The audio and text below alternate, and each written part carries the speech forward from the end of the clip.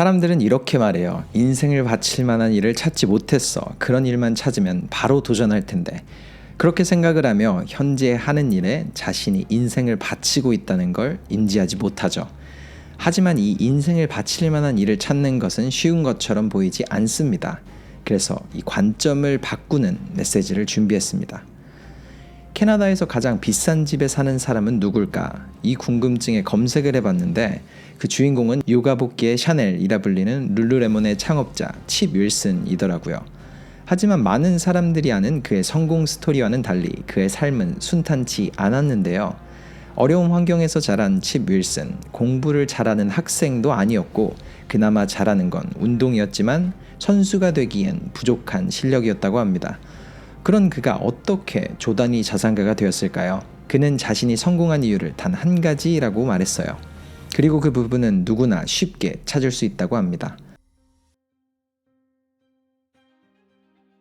칩 윌슨은 1955년 대학생이었던 부모님으로부터 태어나 줄곧 어려운 집안 환경 속에서 자랐습니다. 어머니는 옷을 만드시는 수선사이셨고 아버지는 택배를 배달하시며 체육교사를 준비하셨다고 해요.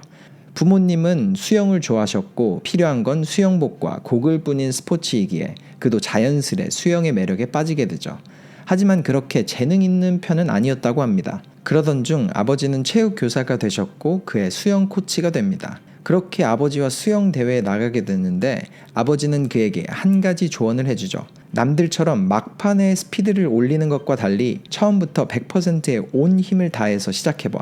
힘이 다 빠져서 못하겠으면 아빠가 구해줄게 라고 말합니다. 그렇게 아버지의 남다른 전략으로 그는 처음으로 대회에서 우승을 하게 되고 캐나다 신기록까지 세우게 되었다고 합니다. 물론 그때 그의 나이는 10살이었지만 처음부터 100%를 쏟아라 라는 아버지의 조언을 인생의 모든 부분에서 지금껏 지키고 있다며 자서전에서 그는 이렇게 말합니다. 많은 사람들이 인간관계, 사업 등 모든 행동을 할 때 처음부터 100%의 힘을 쏟지 않아요. 저는 이 부분에 대해 가장 큰 걱정이 되더라고요. 임종을 앞둔 내가 과거를 돌아보고 내가 그때 최선을 다해서 도전했다면 성공했을 텐데 이런 후회를 할까 가장 두려워집니다. 그래서 항상 초반부터 100%를 다 쏟아내죠. 그렇게 10살 때 아버지가 알려주신 수영장 이론, 이게 제 마인드셋에 가장 큰 영향을 미쳤습니다. 칩 윌슨은 이렇게 항상 모든 걸 쏟아냈습니다. 그리고 항상 자신의 경험 속에서 해답을 찾았죠. 천재적인 그의 마케팅도 과거의 스토리에서 영감을 받았습니다. 어려운 형편에 항상 다 늘어난 수영복을 입고 수영을 하던 칩 윌슨이 하루는 미국에 여행을 갔다 온 친구가 처음으로 색깔과 패턴이 있는 수영복을 입는 걸 보게 됩니다. 친구의 수영복이 너무 부러웠지만 물어보니 직접 미국에서 주문을 해야 하고 만만치 않은 가격 탓에 칩 윌슨은 어머니를 설득해서 수영복을 대량으로 구매해주면 자신이 판매를 해보겠다고 제안을 하는데요. 어머니는 결국 그 제안을 받아들였고 수영을 잘했던 그가 입은 새로운 수영복은 자연스레 친구들의 관심을 샀으며 그렇게 칩은 친구들에게 주문했던 모든 수영복을 판매하고 남은 수익으로 자신의 수영복 값을 메꿨죠. 이 경험 속에서 처음으로 커뮤니티 앰베서더 마케팅의 파워를 봅니다. 쉽게 말하면 동네에서 모두의 사랑을 받는 트렌드 세터를 공략하는 거죠. 모두는 그 사람을 따라하려는 경향이 있으니까요. 칩 윌슨은 이 전략을 자신의 첫 브랜드 웨스트비치에서 사용을 하게 됩니다. 큰 브랜드들은 전속 모델들을 쓰면서 수십억의 비용을 낼 때 가장 적은 돈으로 마케팅의 효과를 볼 수 있는 방법을 찾은 건데요. 서핑이나 스노우보드 등의 옷을 제작했는데 동네에서 인기가 가장 많은 스포츠 선생님들에게 자신의 옷을 무료로 지원하고 직접 피드백을 받아서 부족한 부분을 고쳐나갔다고 합니다. 그러자 그 선생님들은 자신의 말대로 바뀌는 제품들에 더 깊게 빠지게 되고 선생님의 수업을 듣는 사람들은 자연스레 그 옷에 관심을 가지게 되고 그 제품을 믿고 구매하게 됐죠. 심지어 룰루레몬을 창업했을 때는 한 발 더 나아가게 됩니다. 룰루레몬을 입는 주요 타겟 고객층을 이렇게 정했거든요. 좋은 대학을 졸업하고 좋은 직장에서 커리어를 쌓아가는 30살의 싱글 여성 중 자신이 자가 아파트를 소유한 사람, 또한 편안하고 럭셔리한 라이프 스타일을 즐기며 이제 가정을 꾸리기를 기다리고 있는 여성, 이게 31살도 안 되고 29살도 안 되고 정확히 30살의 여성을 목표로 잡았다고 합니다. 심지어 그 가상의 여성에게 오션이라는 이름도 붙여줬다는데요. 그리고 칩 윌슨은 그 이유를 이렇게 설명합니다. 오션은 모든 연령대의 여성들에게 롤모델이 되는 여성입니다. 나이를 불문하고 모두가 오션처럼 되고 싶어하고 그녀를 동경할 거예요. 그리고 그의 전략은 정확하게 맞아떨어졌습니다. 그 당시 나이키나 큰 브랜드들은 여성 고객보다 남성 고객을 타겟으로 하고 있을 때 실제로 그가 상상 속에 심었던 오션의 조건에 맞는 고객들이 룰루레몬의 제품을 입기 시작했죠. 그렇게 세계 최고의 검정 레깅스를 만들겠다는 그의 목표는 완벽한 성공을 이루게 됩니다. 물론 지금까지는 영상에서 사업적으로 좋은 부분만을 말했지만 그의 여정이 쉬웠던 건 아니에요. 그는 첫 브랜드 웨스트비치를 17년간 운영했는데 항상 남는 돈이 하나도 없는 어려운 생활을 했고 심지어 텐트를 치고 매장에서 잠을 자기도 했다고 합니다.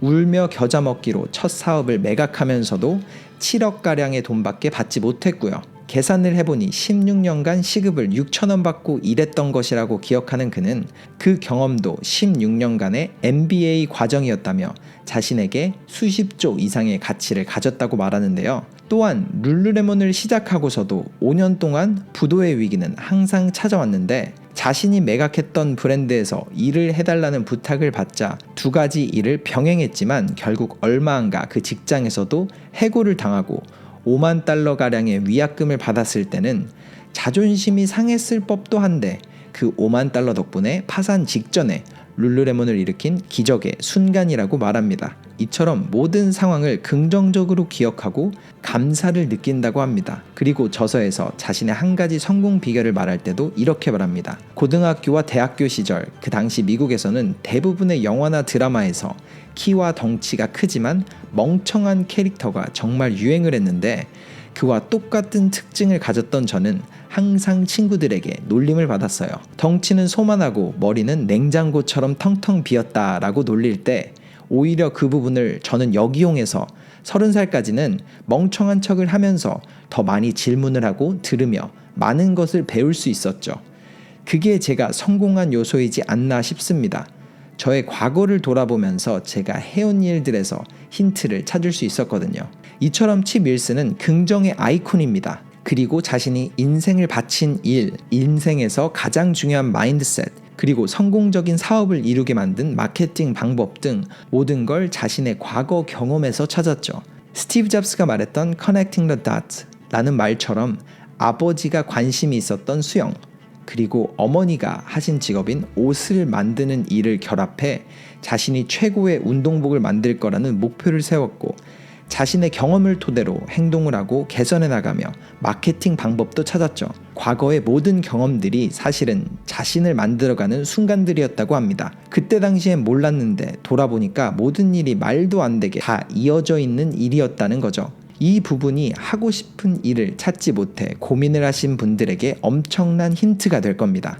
무언가 새로운 것을 외부에서 찾는 것보다는 오히려 자신이 가졌던 그런 경험들을 돌아보며 내면에서 자신의 장점과 인생의 방향을 찾는 거죠. 우리가 보내는 매일매일이 연결되어 있지 않은 무작위의 점들처럼 보일지라도 그 속에서 의미를 찾아보기 위해 긍정적으로 생각하고 과거를 돌아보면 하나의 점들이 모여 아름다운 선을 이루고 그 선들은 완벽한 그림이 되어 있을 겁니다. 이번 영상 속 칩 윌슨의 메시지를 통해 소셜미디어 속 남들의 인생을 보고 비교하며 자신의 현재와 미래를 그려가기 바쁜 그런 일상에서 벗어나서 자신이 지나온 과거를 잠깐 돌아보며 경험 속에서 의미를 찾고 미래를 그려가는 그런 하루를 가져보시기 바랍니다.